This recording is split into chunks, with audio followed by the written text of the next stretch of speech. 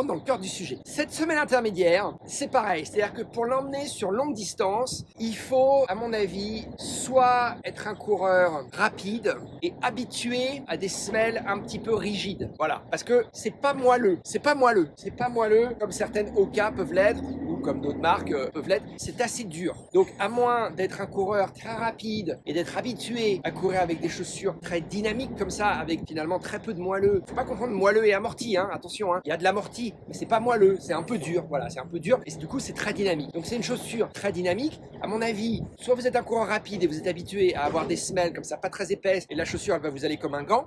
Soit vous êtes un coureur plus lourd que moi. C'est pas possible ce chien. Bon voilà, ça y est, j'ai fait taire le chien, je reprends. Donc la semelle intermédiaire, je pense que soit vous êtes un coureur très rapide, vous avez l'habitude d'être sur un peu des plaques de bois, entre guillemets, c'est-à-dire des chaussures pas moelleuses, hein, avec de l'amorti évidemment, mais quand même assez dures, assez rigides. Ça vous ira parfaitement et du coup vous pourrez l'emmener cette chaussure, parce qu'il y a quand même une certaine dose de semelle, donc d'amorti, vous pourrez l'emmener sur longue distance. Soit vous êtes un coureur plus lent, et alors là, attention, je pense que si vous êtes un coureur lent, cette chaussure, elle se destine davantage au poids plus lourd. Moi qui fais 68-70 kg, c'est limite.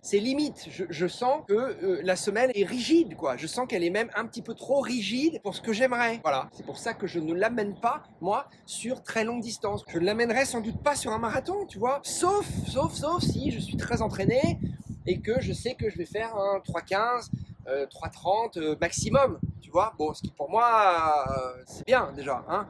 Mais au-delà, si tu fais le marathon en 4 heures et que tu as un poids moyen, je suis pas sûr que ce soit la bonne chaussure. Je pense que c'est une chaussure qui, pour aller plus vite, c'est une chaussure plus exigeante qui va aller voilà, au profil plus rapide ou alors complètement de l'autre côté au profil plus lourd. Voilà, parce qu'ils vont pouvoir s'enfoncer dans la semelle et bénéficier de cette technologie que Brooks appelle le DNA Amp. Voilà, ce qui est un truc nouveau, hein. Allez voir sur le blog où je mettrai les vidéos faites par Brooks. Les vidéos de Brooks sur internet sont bien faites, elles sont en anglais, mais elles montrent ce que veut dire DNA Amp. Voilà, la semelle externe, j'ai rien à dire. La semelle externe, ça accroche bien.